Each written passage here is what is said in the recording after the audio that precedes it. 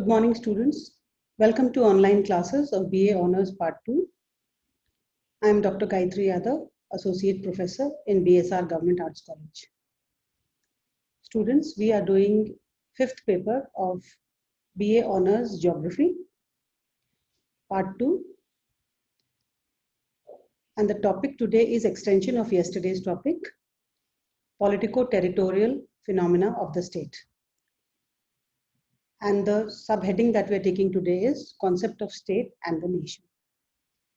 तो स्टूडेंट्स, आज का टॉपिक है राज्य का राजनीतिक भौगोलिक प्रारूप, राज्य और राष्ट्र। राज्य एवं राष्ट्र इस प्रकार के शब्द हैं कि उनका उपयोग अनेक बार भ्रामक रूप में एक ही रूप में कर लिया जाता है।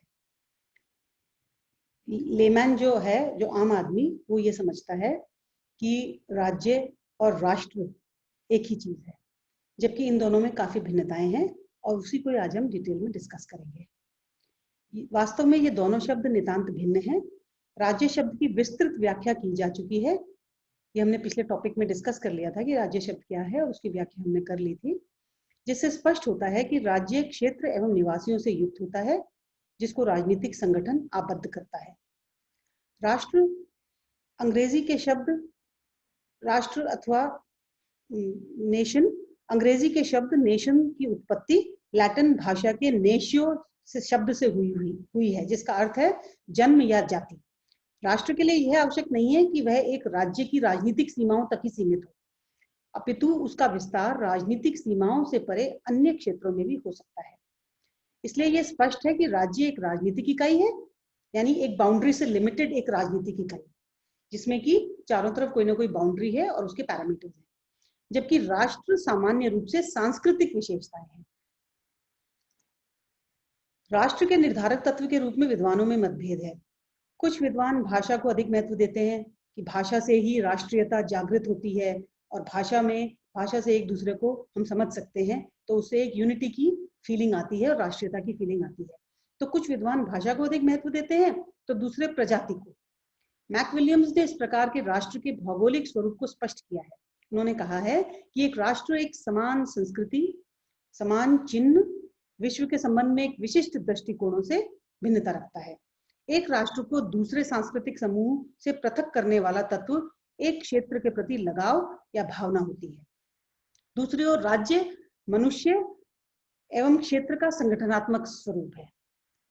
तो हम ये कह सकते हैं कि यदि हम इसको बड़ी आसान भाषा में ले तो हम ये कह सकते हैं कि राज्य जो है वो एक तरह से निर्जीव है, निर्जीव तत्व है, भूमि, पर्वत, पहाड़, बाउंड्री, और राष्ट्र जो है वो एक तरह से सजीव तत्व है, भाषा, संस्कृति आदि।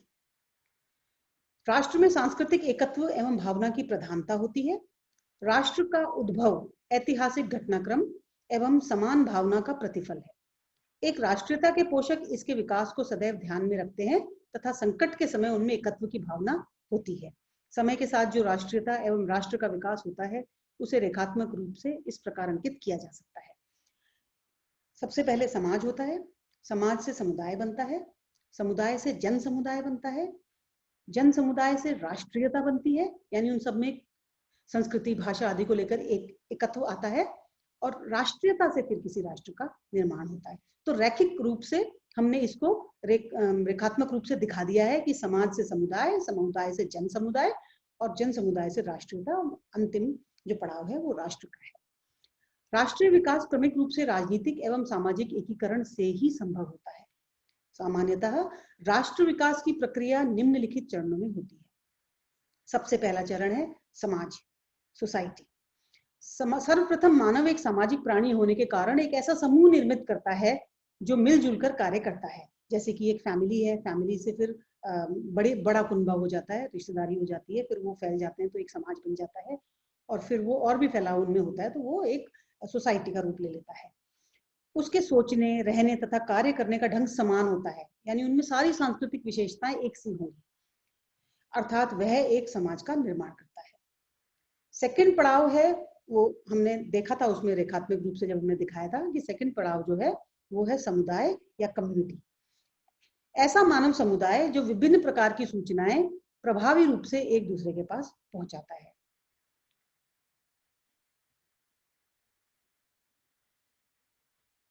मनुष्य, पीपल, समाज एवं समुदाय को निर्मित करने वाली इकाई जो संचार प्रणाली को पूर्ण करते हैं।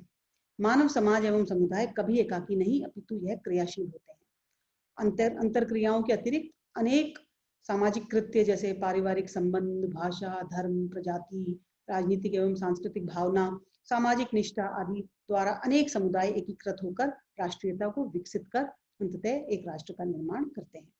वास्तव में राष्ट्र एक प्रकार का जन समुदाय है जो सामाजिक एकता उत्पन्न करने वाली संस्थाओं पर नियंत्रण स्थापित करता है और संप्रभुता संपन्न राष्ट्र की ओर अग्रसर करता है।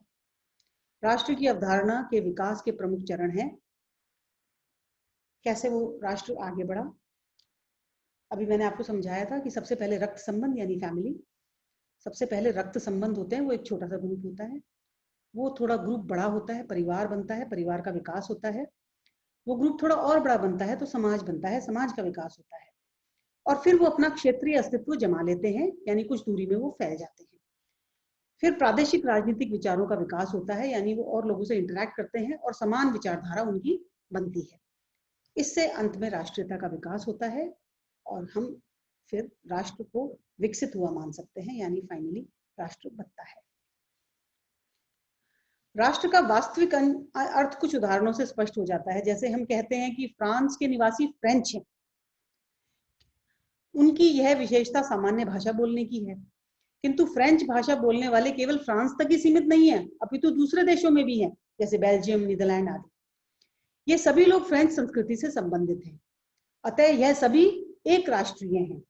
नीदरलैंड्स और बेल्जियम में रहते हुए भी फ्रेंच लोगों की, जो वहां के फ्रेंच लोग हैं, उनकी राष्ट्रीयता फ्रेंच ही होगी। यद्यपि अलग अलग देशों में रहते हैं, किंतु उनमें सामाजिक तथा सांस्कृतिक एकता है। दूसरा उदाहरण हम भारत का ही ले लें, जहां अनेक भाषा, धर्म, जाति एवं आचार विचार के लोग हैं।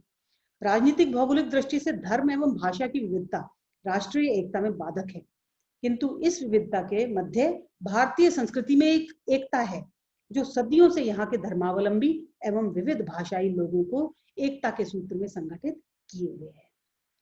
दूसरी ओर कुछ ऐसे भी राज्य हैं जहां दो या दो से अधिक राष्ट्रवादी विरोधी रूप में रहते हैं, जैसे साइप्रस, ग्रीक एवं टर्की लोगों में सदैव विरोध रहता है, यानी उनकी राष्ट्रीयता आपस में एक देश में रहते हुए भी भिन्नता लिए हुए है।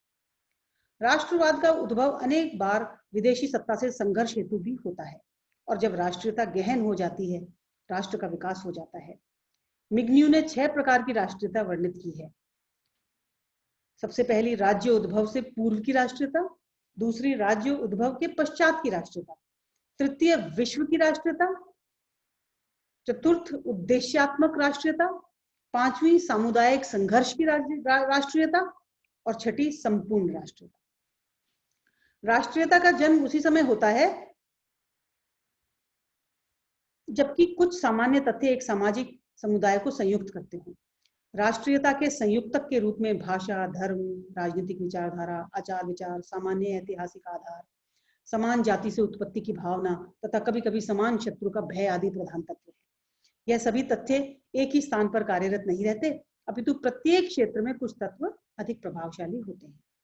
इसके अतिरिक्त भौगोलिक समानता भी राज्य के निवासियों में एकता की भावना लाती है तथा दूसरे समुदायों में उनमें भेद स्थापित करती है। एक देश की प्राकृतिक सीमाएं राष्ट्रवाद को बनाए रखने तथा विकसित करने में बड़ी महत्वपूर्ण सिद्ध होती है। राज्य और राष्ट्र में अंतर, जो सबसे फाइनल और इंपॉर्टेंट पॉइंट है कि इन दोनों में अंतर क्या है। राज्य और राष्ट्र के अंतर निम्न प्रकार से व्यक्त किए जा सकते हैं। पहला, राज्य एक राजनीतिक समुदाय है, जबकि राष्ट्र की विशेषता सांस्कृतिक सम्मिश्रण है। सेकंड, राज्य का क्षेत्र राजनीतिक सीमाओं से सीमित होता है, यानी एक सीमा है उसकी। जैसा मैंने आपको थोड़ी देर पहले बताया, समझाया था कि राज्य को हम निर्जीव मान सकते हैं और राष्ट्रीयता को हम सजीव मान सकते हैं, तो उसकी एक फिक्स सीमा है, उसके आगे उनका प्रशासन नहीं चल सकता या उनकी विचारधारा नहीं चल सकती। लेकिन राष्ट्रीयता की विचारधारा यदि उस राष्ट्र का मनुष्य किसी दूसरे देश में जाए तो वहां पर भी वो राष्ट्रीयता की विचारधारा को प्रोपेगेट कर सकता है, उसको फैला सकता है। राज्य का क्षेत्र राजनीतिक सीमाओं से सीमित होता है। राष्ट्र के लिए यह आवश्यक नहीं कि यह एक राज्य में सीमित रहे, अपितु उसका विस्तार अन्य राज्यों में भी हो जाता है। राज्य एक कानूनी तथ्य है, राष्ट्र का संबंध पूरा भावनात्मक है क्योंकि वो सांस्कृतिक है। राज्य की एकता का सूत्र वहां की राजनीतिक व्यवस्था में निहित होता है। राष्ट्र की एकता का आधार भाषा, धर्म, जाति आदि पर आधारित रहता है। राज्य में एक ही प्रकार की शासन व्यवस्था होती है, किंतु राष्ट्र के लिए आवश्यक नहीं कि संपूर्ण राज्य में समान हो। अनेक राज्यों में अनेक राष्ट्रीयता मिलती है। यदि हम उदाहरण लें यूएसए का, यूएसए में पूरे विश्व के देशों के लोग जाकर बसे हुए हैं। यदि आप इंडिया को देखो तो वहां पर एक इंडियन मार्केट है, एक इंडियन कम्युनिटी है जो कि इंडियन राष्ट्रीयता लिए हुए है। यदि आप जापानी लोगों को देखो तो वहां पर एक जापानी मार्केट है, जापानी कम्युनिटी है। यदि आप चीनी लोगों को देखो तो वहां पर एक चीनी मार्केट है, चीनी कम्युनिटी है। तो ये सब देशों के लिए लोग अपनी राष्ट्रीयता को लिए हुए वहां पर रहते हैं। तो राज्य है यूएसए और राष्ट्रीयता है ये भिन्न, जो मैंने आपको उदाहरण दी। राज्य में एक ही प्रकार की शासन व्यवस्था होती है, किंतु राष्ट्र के लिए आवश्यक नहीं कि संपूर्ण राज्य में समान हो। अनेक राज्यों में अनेक राष्ट्रीयता होती है। तो उपरोक्त भिन्नताओं से राष्ट्र राज्य का तथ्य स्पष्ट हो जाता है। एक राज्य में अधिकतम एकता और स्थायित्व तभी संभव है जब वह राष्ट्र समानता रखता हो। स्पष्ट है, समान राष्ट्रीयता में राज्य की शक्ति निहित है। विविध राष्ट्रीयता से युक्त राज्य निर्बल हो जाता है। राष्ट्र राज्य का विचार वर्तमान राज्य में ही विकसित हो सका है, यह भी सभी राज्यों में नहीं। विश्व में अनेक देश बहुराष्ट्रीय राज्य हैं। जातीय विविधता बहुराष्ट्रवाद का कारण होती है। इसका उदाहरण मैंने अभी आपको यूएसए से दिया। राष्ट्र एवं राज्य एक न होकर भिन्न है, साथ ही पूरक भी। राष्ट्रीयता पर आधारित राज्य प्रगतिशील एवं सुदृढ़ होगा, तुलना में उन राज्यों के जहां राष्ट्रीयता का अभाव है। तो स्टूडेंट्स, ये था राष्ट्र और राज्य और उनके अंतर। तो आज के लिए बस इतना ही। आपको यदि कोई प्रॉब्लम हो तो आप व्हाट्सएप ग्रुप पर आ सकते हैं और इसके असाइनमेंट जो मैं आपको दूंगी उसको आप कर लें। आज का टॉपिक यही खत्म होता है। Thank you.